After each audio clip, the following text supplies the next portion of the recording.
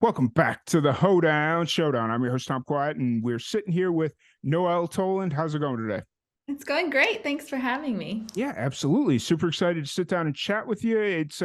It's always fun to kind of have these first meetings on the radio show because it's just nice, quick, and a nice little icebreaker for us. So I'm excited to sit down and chat with you. Um, so you're originally from Oregon, but you're based out of Nashville now, correct? That's correct. Yeah. What was growing up in Oregon like for you? It was awesome. I'm from a small town called North Plains. I grew up on a vineyard, which is about a half an hour outside of Portland. I'm an only child, so I spent a lot of my time entertaining myself outside and, coming up with these little fantasy stories and singing to the birds and running around like I was some kind of Right. performer, but I really had no audience. I had a dog. I had a Wheaten Terrier named Maxwell. He was my best friend, and he was a good audience member. So yeah, I had a lot of fun growing up out in Oregon. It was a really beautiful place to be, and I was looking through some old videos recently from when I was a child, and it was very nostalgic. So I'm grateful for growing up there. Yeah, for sure. I was looking through photos not too long ago. And yeah, just from growing up, and it's like, Yeah, wow, I miss those days sometimes. I know. And So are you from Texas originally? no, I'm from Chicago originally. Okay. I'm So watching The Bear. Have you watched The Bear yet? no, I haven't. It is so good. Like I I will have to I check it out. I don't know what your personal tastes are with television, but it's incredible, especially if you're from Chicago. Mhm. It's so fast paced, and if you like, I mean, I love food, but it's about this chef and Mhm. all these things happen. But oh my God, it's so good. Take my Uh, word for it. The episodes are short, so where do you watch it, or where can? on Hulu. Okay, there, So there's it, a yeah. there's a lot of things I need to watch on Hulu. I go in and out on my relationship with Hulu. I'll get it and I'll keep it for a few months, and then it's Mhm. like, okay, I've watched everything, and then I give it a few more months, and then there's stuff that I haven't seen. So Yeah. yeah, Well, when you start it up again, watch that show. I will for sure. I will for sure. Oh, so what kind of switched for you to take music as like a career? What was kind of like that switch for you? Well, I started singing very at a very young age. Hmm. I always would sing and dance around the house and stuff, but I started singing in choir when I was 5 with our kindergarten choir, and I really liked it. And it's not that anyone told me I was good or anything. I just really enjoyed it, and I loved being on stage. And I just took every advantage or every opportunity I could, took advantage of every opportunity I could that came my way to perform. So in school, I did all the plays and all the musicals, and I was in all the vocal ensembles, and I just loved singing. And I just always knew I wanted to be up there on stage doing my thing. Nice. And was the plan always to go to Nashville, or was that just kind of something that came later once you kind of understood the business a little bit? That's a good question. I always wanted to pursue country music. Hmm. I also really wanted to experience a big city, and I decided on applying to colleges in either New York or LA. Mm. And Los Angeles is way closer to Oregon than New York is. So I ended up going to school in LA and was uh, pursuing the artist thing down there, um, and I learned that LA is not the place to pursue country music. Fair, fair. I So, think there's some people in LA that would disagree, but if I've gone back and forth with a lot of country musicians from LA about this, and it's like, I still think Nashville or Austin is probably the best place to be. Austin's a great place too, and I mean, you can live on, and a lot of people, I think Coulter Wall, he's not technically country, but I guess Americana, but he lives in, I think, Canada. A Mm-hmm. lot of people live in Texas, Minnesota, all over. But I think for me, I needed to learn how to write a song. And the songs I had written my whole life were like, I didn't know what I was doing because Mm-hmm. there is a a process, and I needed to figure out how to do it to Mm-hmm. communicate effectively in a song manner. Because I've always been a writer and I've always Mm. written my own stuff. It just wasn't good. Like my songs weren't good. I even listened to stuff I'd written in LA, and then I'm like, oh wow, I've grown a lot. But I think being here, there's something said for the energy in this town, and the people that are here are salt to the earth. Especially the people that I've come in Yeah. contact with and have learned from, Mm-hmm. learned and grown a lot. I mean, there's so many incredible musicians and writers here. So I felt like for me, this has been a great place to learn and grow as an For, artist. for sure. You said you needed to learn how to write a song. What was that grow like? I'm gonna call it a growing pain, but what was that Yeah. like for you? Well, like I mentioned before, I've always written. Mm-hmm. So, and for me, as I'm a singer first and foremost, so I Mm-hmm. had to learn the guitar. And I've always been able to sight read, and Mm-hmm. because being in having classical training, but I for me, writing always started with a melody in my head, and normally accompanied by a lyric, which Mm-hmm. kind of normally was like the hook, and something that was really I couldn't get it, which is a good thing, and Mm-hmm. that can be an asset if that partnership comes to your head first. But I didn't know how to like make a song out of that. Mm-hmm.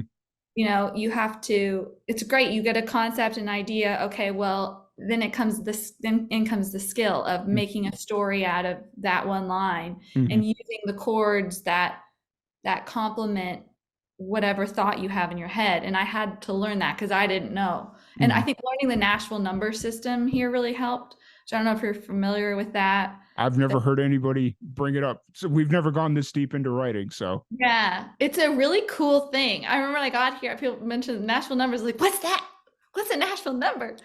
And it's this really cool way that the music business has, you can take any song mm-hmm. and just put it on a page in terms Mm-hmm. of a chart. Mm-hmm. So they'll break it down into numbers, and they're basically take the chord structure. So if you this made my life so much easier, and brought, because I always felt really stupid with Mm-hmm. music. I have an instinct, but I'm like, I don't know what an interval is. I just go by feel. Mm-hmm. And I was like, okay, I have to learn and when I started learning National Number System, I was like, oh my God, I don't feel so stupid anymore. Fair. These are kind of making sense. And it simplifies it. And actually, I believe it was created by the Jordanaires, Mm-hmm. who sang basically kind of backup for a lot of artists, especially Patsy Cline back in the day. Mm-hmm. And they would get so many songs they had to sing on every day, and all the songs would be in different keys. And Yeah. they're like, we got to figure out a way to make this simpler. Yeah. So they were able to create this number system. And so what a chart would look like is it would have the name of the song. This is what Mm-hmm. the studio musicians would get. So let's Mm-hmm. say I come in, I'm the artist, I have the song I'm cutting, and the producer creates a chart, and it says the name of the song, and then it'll say technically, like, I'm sorry, typically it'll break it down to verse, Mm-hmm. chorus, verse, Yeah. bridge, whatever, and it'll have a V, C for chorus, and then it'll break it up into the chords, like Mm-hmm. 1, 4, 5. And it's kind of, it might sound a little kind of confusing because it is, but like when it's broken down like that, and you have these constraints that you have to work within, it just totally blew my mind and helped me in so many ways. That's cool. I've never heard anybody bring up the Nashville number system, which I'm kind of shocked. I've been doing this podcast for several years, and it's like I can't believe it's just never been brought up. So I'm gonna have to go dive deeper in on that. So Yeah, it's fun. It's a really fun thing to learn about, and it makes kind of puts things in perspective and simplifies things that can be very complicated. yeah, for sure. So you moved or went down to Nashville to learn how to write a song, and that's more from a structural point, right? Like how to kind of organize your thoughts into a story and make Yes. sense as a song. Yeah. Um, so from there you just start recording music, or is it like a long, yeah, where do you kind of go from there? Yeah, when I moved here, I had a song that I had recorded as a demo, Mm-hmm. basically, it was the first song I ever released. The song was called Prove Your Value, and Mm-hmm. I had recorded it with a producer I was working with in LA. But it was just a piano and my vocal, and it's a one take vocal, and my producer was using it to send to A&R people Mm-hmm. to show them my voice and that, Yeah. and there's no auto tune, like I can Yeah. sing. And so when I moved here, I wanted to have something professional where I was taken seriously, and I didn't have anything super professionally recorded. But I remember I listened to the songs I had, and I was like, that song "Prove Your Value" might work. I might be able to release that. So I figured out how to self-distribute music. So I got on DistroKid and just released it right when I got here. Mm-hmm. And then I really focused on writing, and then I set out to release a small EP. So I decided to do 4 songs, 1 cover, and 3 originals. But I really, when I moved here, all of my energy went into songwriting. I was like, Nice. performing stuff can wait until I have songs I'm proud Yeah. of. Yeah. So that's Awesome. And so that was kind of the jumping off point for you in Nashville, and you throughout the pandemic releasing music and all that stuff. Because that's got to be the hardest part about moving to Nashville, especially at that point. Because I was like, what, 2019, 2020 in that ballpark. Yeah, I moved here in December 2020. And so It was so weird. perfect time to move to that, because wasn't that right around the time that was after the tornado, that was right around the explosion or Yes. yeah. So because I remember around that time I was looking to move to Nashville, like I was like seriously considering moving to Nashville, Mhm. and like the pandemic happened and I was like, okay, well that's going to halt that for a bit. Then the tornado happened and I was like, okay, or well, the tornado and then the pandemic happened, and Yeah. then the explosion happened and I'm like, do I really want to move to Nashville right now? Like this, Yeah. so, um, but all that leading to you got a new single out now called "You're an Mhm. Arrow." What's the story behind this song? So it was partly inspired by a Khalil Gibran poem called "On Children," Mhm. and my father had sent. I actually have an arrow tattoo on the back of my neck that I got in honor of this poem my dad had sent me. Um, and it's about when you have children, you're basically the bows from which you hope your arrows go swift and far. And with this song, I think the end where I was listening to the track, and I was sitting outside my window. I was looking outside my window and I saw all these birds. There was like a bunch of birds, and my Mhm. dog was like staring at them like, what are they doing here? You're There's right, like thousands of them. I don't know if it was the springtime. It's probably this. I don't know if the seeds were. I don't know, but I don't know what they were doing. But they were having a party, right. and I wasn't invited. Um, but I think this line about a sparrow came to me, and I was, oh, that rhymes with arrow, and then I went and I looked at the poem, and yeah, I started writing the song about a girl calling her mom for advice because she feels like nothing's going right in her life, and she's just at her wit's end, which I've had so many calls to both my parents just going like, why is nothing working out for me? What am I doing wrong? Mhm. You feel like you're trying everything, like you're doing all the things you're supposed to do to succeed or what have you, and it's just like a wall. You keep hitting a wall and a Mhm. wall and a wall. And so the song was really cathartic for me to write, because I was also soul searching when I wrote it with my friend Tyler Winther. Mhm. It was a funny story how we ended up writing this, because like started writing a couple songs when I was in LA. I was in LA Mhm. for like a few days and I was staying with him, and randomly we just started writing these songs, and then we have three originals. This is the first one Mhm. that that we're releasing. But this one we recorded something different in the studio, and we ended up having to like reconfigure everything. So it was an interesting and a lot of hard work, this song. What was different? Like what was the difference from the first recording? Or So not to, if you don't want to say, don't worry about it. no, But no, it was interesting. we wrote like a breakup song. And we get to studio and we record it. And like I think he was in the isolation booth. So he wasn't privy to what I was telling the band. And I was like, yeah, it's like it's Atlantis, but it's country. But it's got this angsty, grungy, and everyone was like, yeah, got it, I got it, I got it. And then yeah, so we got the music back and I was like, this I think needs some different lyrics. Right. So Tyler was like, yeah, we need to. So I sat with it for a while and then brought these ideas to him, and then it kind of. So now Nice. it's a beautiful. I'm glad we pushed forward because it could have been we just shelve it, and Mhm. I don't like leaving loose ends and not finishing things. So I'm glad we got it done, and it's For a sure. beautiful song. I'm proud of it.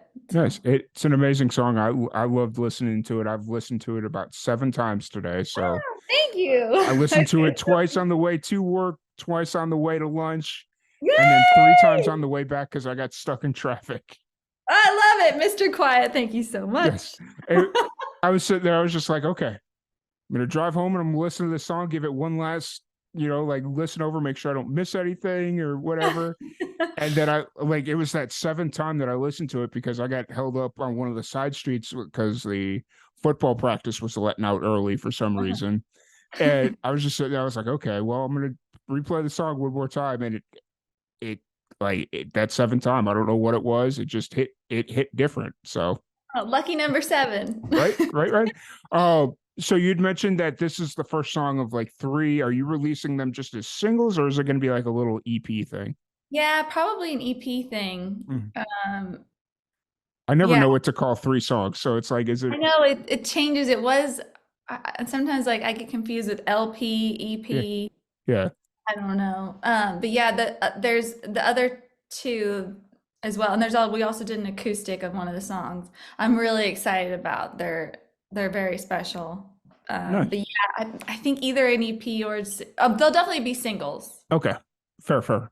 Sure. Because it like I mean, I think that's especially with a small project like this. I think singles is kind of the way to go. Now, if you're getting into like full length, like LP type stuff where it's like 7, 9 songs, then yeah, I kind of like the full project. But for like 3 songs, you're Mhm. probably better off just doing like single releases off of that. So Yeah, and then I can make sure that as they're released, they'll be put together. So if you mhm. were to listen to You're an Arrow, the other two will come up as Yep, they're released. So yep, yeah, yep, yep. That's the cool thing that Spotify started doing recently. So yeah, but and so then kind of looking at that, how often are you playing shows right now? Is that something you're doing pretty often or yeah. As often as I can. I just made my Hard Rock Cafe debut, nice, which was nice, awesome. I played a few 90s country songs. I threw some of those in there. nice, A little watermelon crawl. nice. Walk Away Joe, Carrying Your Love with Me. Which That's I haven't really announced yet, but I am releasing a few 90s country covers in the near nice. future. That's Yeah, cool. yeah, I like when people do like I've been back and forth on like doing the cover song, like just doing cover songs and releasing them.